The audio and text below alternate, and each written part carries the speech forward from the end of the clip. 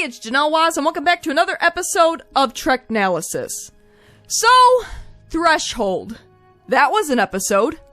Often cited as Voyager's worst episode, or even one of the worst episodes in all of Star Trek, this infamous episode has one of the weirdest plots in all of Star Trek. And that's saying something. Now, I like taking so-called terrible episodes and examining them to see if they are as truly as bad as they're made out to be. After all, I like to be fair.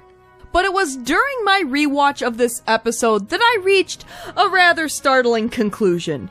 A conclusion about one infamous character, Neelix, and the role he plays in this episode. Not only that he may have contributed to one of the greatest scientific discoveries in all of Star Trek, but that he may be responsible for getting Tom Paris and Janeway together to have salamander babies. What is this piece of crap? Well, this episode's a bit of a trip, so let's just jump to it. But before I go any further, make sure you subscribe to my channel. I talk a lot about Star Trek, video games, and whatever else I feel like talking about. Be great to have you aboard. The episode opens with Voyager's resident jailbird, Tom Paris, at the helm of a shuttle, and he's going fast, ascending warp factor after warp factor. Warp 9.6, 9.7. My brains are going into my feet! Ah! You're dead. Welcome to the afterlife, Jean-Luc. You're dead. As it turns out, this was all a simulation. Something that Tom, Chief Engineer B'Elanna Torres, and Forever and Ensign Harry Kim are currently working on. Their goal? The theoretically impossible. Breaking the maximum warp barrier. Achieving Warp 10. Now, for a refresher to all the Trekkies out there, and an explanation for all you non-Trekkies that wandered into this video, I see you. Warp is how speed is measured in the Star Trek universe. Warp 1 is light speed, and anything above it, like Warp 2, Warp 3, etc., is faster than light speed. There are calculations for the different warp factors and how fast they're going in terms of light speed, but to be honest, I don't know them, and even as a Trekkie, I don't really care all that much. They're going fast, and that's good enough for me. However, going Warp 10 was theoretically impossible because at that point you would be traveling at infinite velocity and theoretically occupy every point in the universe at the same time. In theory, you can go anywhere instantly. Now, considering at the start of the show, Voyager was flung to the other side of the galaxy in the Delta Quadrant, and it was going to take them about 75 years to get home, even at maximum warp, you can understand why the idea of achieving Warp 10 would be a rather attractive prospect to anyone on Voyager. Somewhere along this journey, we'll find a way back. So after the failed simulation, Tom, B'Elanna, and Harry meet up in the mess hall to discuss their next steps over some coffee. Some pretty heavy material, mind you. And well, look who's butting in! Neelix, the ship's cook, morale officer, and perhaps one of the most unpopular characters on the show. Well, maybe I can help. Know anything about quantum warp theory or multispectral subspace engine design? No, but I'm a quick study. Oh joy! We have some of Starfleet's brilliant minds, okay, some Maquis members accepted as Starfleet officers who are nevertheless experts in their field, racking their brains over the theoretically impossible, but Neelix is going to solve all their problems! What are you saying? I'm not smart enough? Yes, Neelix, I am. So this leaves Tom and Harry to basically give Neelix an info dump about what they're trying to do. But the problem they're running into is that whenever they try to run a simulation, the ship's nacelles break off and they all die. This reminds Neelix of a time he went through a dark matter nebula. Yeah, I don't know either. Basically, so much pressure built up on his ship that the nacelle was torn from the housing, and maybe that's what's happening in the simulations. Though Harry is ready to dismiss the idea, which, considering it came from Neelix, and early Neelix at that, is pretty understandable. Tom interjects that maybe the shuttle is being torn from the nacelles and not the other way around. Well, technobabble this and technobabble that, and the shuttle might be going faster than the nacelles, and all they would need to do is set up a matrix to prevent that. Neelix, you're a genius. I have no idea what they just said. Damn it, Neelix! Do I hear the sound of butting in? That's right. It's because of Neelix's input that Tom, B'Elanna, and Harry managed to run a successful simulation, and Captain Janeway approves a real test. And then they start down the road to mayhem. Are we ready for it? In the last couple of centuries, we've always managed to use new technologies wisely. Oh, you're serious? You serious? If this works, you'll be joining an elite group of pilots. Be careful what you wish for, Catherine. You can't lie to them. You can't live with this. You have to tell them what happened. Who the hell are you? However, there's a little hiccup in the plan. It turns out that the ship's doctor, the EMH, or Emergency Medical Hologram, says that Tom... Have a slight enzymatic imbalance in your cerebellum. Translation, there's a 2% chance that Tom gets a brain hemorrhage from his little trip to the impossible. I like those odds. The doc recommends that instead, Harry Kim makes the flight. But give Forever and Ensign Harry a chance for a promotion? Oh, hell no! This is my flight. Tom explains that ever since he was a little boy, his dad, a Starfleet admiral, knew he would do something special when he grows up, and everyone at school knew he would do something special.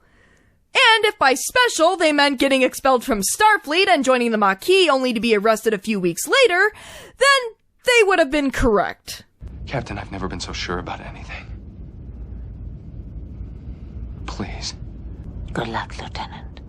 Alright, this is it. We're going warp 10. See you at warp 10. Ludicrous speed! Go! And you know what?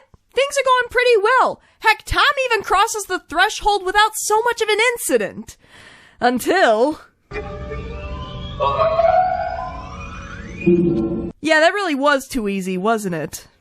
Tom is completely gone, vanished without a trace, no shuttle wreckage, heck, he could be anywhere in the universe right now. He could even be right here. He's alive, but his life signs are weak. Beam Mr. Paris directly to sickbay. And as it turns out, there's nothing wrong with him. He's just asleep. Wake up, Lieutenant! Tom is very much alive, and though he's in shock, he remembers everything. He could see himself in the shuttle. He could see the ship. He could see inside the ship. He could see the Kazon that everyone would like to forget about. He was back home. He was in other galaxies. Heck, he was probably even in Tuvok's secret stash of contraband fireworks he confiscated from the Maquis crew members a week ago. I was everywhere. I'm glad you had a good time. But of course, like that great dream you had last night, Tom is starting to forget about his experience as B'Elanna barges into sickbay to announce that Tom brought the shuttle back without a scratch and that he did indeed achieve Warp 10. Congratulations, Mr. Paris. You just made the history books. Heck, they're even planning another attempt as they speak, except that Tom's not going anywhere until the doc can run some tests on him. Alright, that's fair. Tom did just come back asleep at the wheel, so probably a good idea. And in the meantime, Tom brought back a crap ton of data to digest. Over 5 billion gigaquads worth. They've got data on every cubic centimeter in the sector. Not only could this make it possible for everyone to get home instantly, but it'll even change the way they explore the galaxy. They could go literally anywhere. It could change the very nature of our existence. With a clean bill of health, Tom is released from sickbay and planning the next step with B'Elanna in the mess hall, when things start to go awry with a cup of Neelix's coffee. I don't think that coffee is settling too well. Maybe I should... The doc determines that Tom is suffering from an allergic reaction and asks if he ingested anything. Just a cup of Neelix's coffee. It's a miracle he's still alive. Not even the coffee beans were roasted as much as Neelix was at that moment. They will roast you alive. However, the doc determines that it's not the coffee that Tom is allergic to, but the water in the coffee. He's allergic to water? Though he's long past the onslaught of puberty, Tom's body is changing. His insides are congealing, and he can't even breathe oxygen. He's dying. Here lies Thomas Eugene Paris, beloved mutant. No! Though the Doc is hard at work to save Tom, things go from bad to just really weird. What I remember most about being a kid are the times I spent in my room crying. Pepperoni! Kiss me. What? Computer, discontinue program and erase. However, Tom has one final request. Tell his father what he accomplished. Tell him.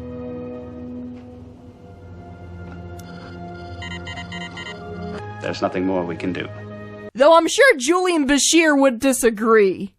Kes is clearly shaken and gives the now dead Tom a kiss and, wait a minute, aren't you still dating Neelix? Hello, sweetie.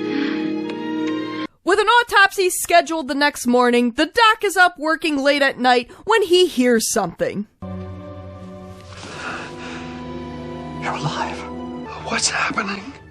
So, the good news is that Tom's organs are functioning again. The bad news is that he's growing even more organs. You have 2 hearts. Gee, that brain hemorrhage is looking pretty good, isn't it? So, Tom's a bit of a mess right now. We're all concerned about you, Tom. No, you're not. You're jealous that I broke the transwarp barrier and now you're hoping I'll die. I'm sorry. It's just all too much. I can't stand this constant bickering. Janeway attempts to assure Tom that they're doing the best they can, which, considering she was just insulted a minute ago, is actually pretty cool of her. We're doing everything we can to help you. I know you are. And I know you'll fail. And we're back to square one. What's wrong, Tom? Cat got your tongue? Oh, gross, Tom. We didn't need to see your chewed up fruit snack. Wait, what do you mean that's his tongue? Bite your tongue, pal. I don't think that coffee is settling too well. But the Doc devises a plan to revert Tom back to his original DNA by sticking his head in the warp core. Well, okay, not exactly. He's basically going to flood him with all sorts of funky anti-proton bursts from the warp core in an attempt to destroy the mutant DNA. Which, to be honest, almost sounds just as bad. A tricky venture, but I see no other alternative. Oh, God. Way to go, Doc! If being demoted beneath Harry was possible, you'd be it! So now we have a loose lizard man determined to get off the ship that can't be tracked because of his changing DNA, and he's armed. Tom finds Janeway and knocks her unconscious, steals a shuttle, and carries her over the threshold of Warp 10. Good job, Doc! A tricky venture. It takes Voyager about 3 days to locate the shuttle, and in that time, the Doc has reached some conclusions about what happened to Tom. The mutations we observed are natural. Natural. I'm sorry, what? So basically, blah blah blah, evolution this and warp 10 that, and Tom turned into a hyper-evolved human who underwent eons of evolution in a matter of 24 hours because he went warp 10. It's possible that Mr. Paris represents a future stage in human development, although I can't say it's very attractive. Now, I'm no scientist, and even I'll admit that science was my weakest subject in school. But even I'm calling bullshit on this one. I have a hard time believing that humans would eventually evolve into freaking lizards. No, this is a bridge too far for me. The guys who wrote this show don't know squat. But the good news is that the Doc should be able to revert Tom back to his plain old human state with his treatment. He'll just need to intensify it a little bit. Meanwhile, on a random planet, the search for Tom and Janeway is underway, which leads the search party into a swamp. And 2 hyper-evolved salamanders. And they had babies! I'm not sure which one is the captain. The female, obviously. Thanks, Tuve! We wouldn't have been able to figure that one out without you. That's right, kids! Janeway wouldn't get together with Chakotay when they were stranded on a planet, possibly for the rest of their lives, but she had salamander babies with Tom. Look, I know there are some points of contention between Voyager fans. Some, like me, like the Janeway-Chakotay pairing, even though it never happened. Others like the Chakotay-7 pairing, which inexplicably happened. But I think we can all agree on one thing. We don't talk about Tom and Janeway. I don't know how I'm going to enter this into the log. It never happened. I'll certify that right now. Chakotay makes the call to leave the babies without their parents on the planet, but Tom and Janeway are back in their classic human form, reverting back to the status quo. And things are understandably a bit awkward in sickbay. I've thought about having children, but I must say I never considered having them with you. So, did she technically cheat on Mark? Tom is a little dumbfounded. He doesn't know what to say to his boss other than he doesn't remember very much about what happened, and yeah, this would be an uncomfortable situation. I mean, sure, there were extenuating circumstances, but he kidnapped his captain, hyper-evolved her, and one thing led to another, and salamander babies were born! What makes you think it was your idea? That doesn't make this any better, Catherine! Even though there were some rather weird results, Tom still made history, and Janeway is putting Tom up for accommodation. Well, that's one way to get ahead in the workforce. Tom, however, came out of this episode a little disappointed. He thought changing history would be a quick fix for his reputation, and that maybe at the end of the day, it should be his opinion of himself that matters, not what everyone else thinks of him. He still has barriers that he needs to overcome that he hopes aren't theoretical impossibilities, to which Janeway says that she doesn't think they are. The episode comes to a close, and we are released from a very strange hour of TV. And that was Threshold. What the hell was that? So, I don't want to be completely unfair here, so I'll start off by saying what the episode did right. Credit where credit is due, the makeup and effects are pretty decent, so much so that it won an Emmy. Yeah, that's right, this episode won an Emmy. Let that sink in. And while it's not a big part of the episode, there is a scene thrown in that contributes to a small early story arc, which is uncommon in Voyager, a largely episodic show. It mostly has to do with Voyager trader Michael Jonas, played by Raphael Sbarge, great voice actor by the way, leaking information to, at the time, Voyager adversaries, the Kazon. So yes, this episode does have some redeeming qualities. That being said, is this episode as bad as people say it is? No, it's pretty terrible. It stank then, and it stinks now. However, while the episode is pretty terrible, it's still a fun time in the same way that watching a bad B-movie is a fun time. It's laughing at the absurdity of it all with familiar characters we already love. It's all a little weird. Weird is a part of the job. But okay, you saw the title and clicked into this video, so it's only fair that I address it. Is Neelix responsible for Tom and Janeway having salamander babies?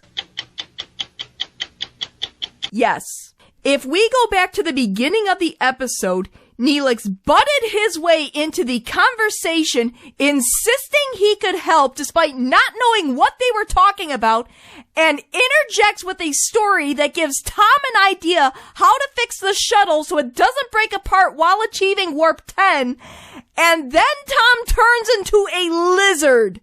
Salamander. Hyper-evolved human. You get my point. So, thanks, Neelix. The doc may have let a lizard man loose on the ship that kidnapped the captain, but if it wasn't for your idea, Tom wouldn't have turned into a lizard in the first place. But then again, maybe, just maybe, there should be an asterisk next to Tom's name in the history books. One that reads, largely inspired by Neelix's weird story about a ripped nacelle. That's right, maybe, just maybe, Neelix had a hand in breaking warp 10. I have no idea what they just said. And I guess at the end of the day, the morals of the story are 1. Mind your business before someone turns into a lizard. 2. Humanity is apparently destined to turn into weird lizard salamanders some eons into the future. And 3. Apparently having babies with the boss will earn you a commendation. Yeah, maybe this episode is as bad as everyone says it is. The worst episode ever. So, what do you think? What are your thoughts on Threshold? Is it as bad as people say it is, or is it just misunderstood? Or do you legit enjoy the episode for what it is? Do you think Neelix is partially responsible for Tom breaking Warp 10 and subsequently turning into a lizard man and having salamander babies with Janeway? Or should he just stick to making crap coffee? Please, leave comments below and discuss. As always, thanks for tuning in to another episode of Treknalysis. If you like what you see, why not give my video a like and subscribe to my channel? Tell your friends! Until next time... I don't know how I'm going to enter this into the log.